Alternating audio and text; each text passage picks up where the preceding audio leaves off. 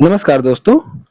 आज हम पढ़ेंगे वो 20 सवाल जो यूपीएससी 2025 में आने वाले हैं। तो चलिए वीडियो को शुरू करते हैं। आपका पहला सवाल है, राज्य के नीति निर्देशक तत्व संविधान के किस भाग में हैं?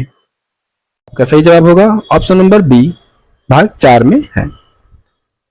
आपका अगला सवाल है, नीति निर्देशक तत्व संविधान के किन अनुच्छेदों में वर्णित है? तो आपका सही जवाब होगा ऑप्शन नंबर सी, अनुच्छेद 36 से 51 में वर्णित है। आपका अगला सवाल है, नीति निर्देशक तत्व किस देश के संविधान से लिए गए हैं? तो आपका सही जवाब होगा ऑप्शन नंबर सी, आयरलैंड से लिया गया है। अगला सवाल है आपका, नीति निर्देशक तत्वों का मुख्य उद्देश्य क्या है? तो आपका सही जवाब होगा ऑप्शन नंबर बी, कल्याणकारी राज्य की स्थापना करना। आपका अगला सवाल है, नीति निर्देशक तत्व क्या है? तो आपका सही जवाब होगा ऑप्शन नंबर ए, नैतिक दायित्व है।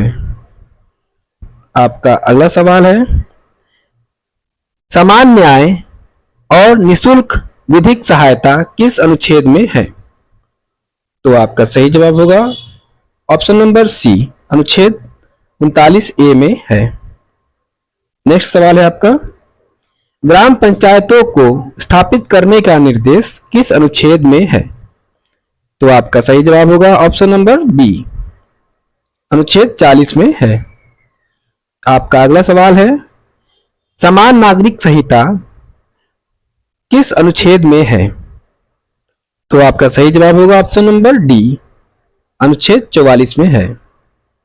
आपका अगला सवाल देखते हैं, अंतर्राष्ट्रीय शांति एवं सुरक्षा को बढ़ावा देना किस अनुच्छेद में है? तो आपका सही जवाब होगा ऑप्शन नंबर डी, अनुच्छेद 51 में है। आपका अगला सवाल है, भारत के संविधान में नीति निर्देशक तत्वों को किस संविधान से लिया गया है? तो ये लिया गया है आयरिश संविधान से। ऑप्शन नंबर डी आपका सही हो जाएगा, आयरिश जो आयरलैंड की संविधान को कहते हैं। आपका अगला सवाल है, नीति निर्देशक तत्व को सशक्त बनाने वाला संशोधन है तो कौन सा है? तो ये है ऑप्शन नंबर बी, 42वां संविधान संशोधन। ठीक, अगला सवाल देखते हैं। आपका अगला सवाल है, नीति निर्देशक तत्व किस प्रकार का लोकतंत्र स्थापित करना चाहते हैं? तो सही जवाब होगा आपका, तो सही जवाब ऑप्शन नंबर सी, समाजवादी आर्थिक। आपका अगला सवाल है, न्यायपालिका और कार्यपालिका का पृथक्करण किस अनुच्छेद में है? तो आपका सही जवाब होगा ऑप्शन नंबर बी, अनुच्छेद 50 में है। आपका अगला सवाल है, 14 वर्ष के बच्चों को निःशुल्क और अनिवार्य शिक्षा किस अनुच्छेद में है? तो आपका सही जवाब होगा ऑप्शन नंबर ए, अनुच्छेद 45 में दिया गया है। आपका अगला सवाल है, कुटीर उद्योग को प्रोत्साहित करने का निर्देश किस अनुच्छेद में है? तो आपका सही जवाब होगा ऑप्शन नंबर ए, अनुच्छेद 43 में दिया गया है। आपका अगला सवाल है, आय की असमानता को कम करने का निर्देश किस श्रेणी में आता है? तो आपका सही जवाब होगा ऑप्शन नंबर बी, समाजवादी सिद्धांत की श्रेणी में आता है। आपका अगला सवाल है, न्यायपालिका और कार्यपालिका को अलग रखने का प्रावधान है तो किसमें है? तो ऑप्शन नंबर बी, अनुच्छेद 50 में है।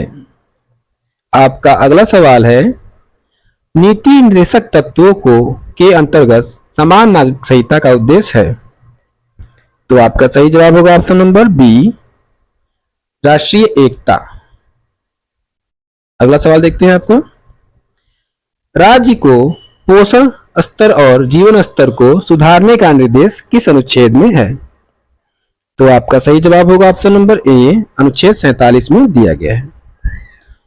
आज का लास्ट सवाल है, नीति निर्देशक तत्वों को यदि राज्य लागू ना करे तो नागरिक क्या कर सकता है? तो आपका सही जवाब होगा ऑप्शन नंबर सी, कुछ नहीं कर सकता, क्योंकि यह बाध्यकारी नहीं है। ठीक है, तो आज के लिए इतना ही। अगर वीडियो अच्छी लगी हो तो please like, share and subscribe करना ना भूलें। धन्यवाद।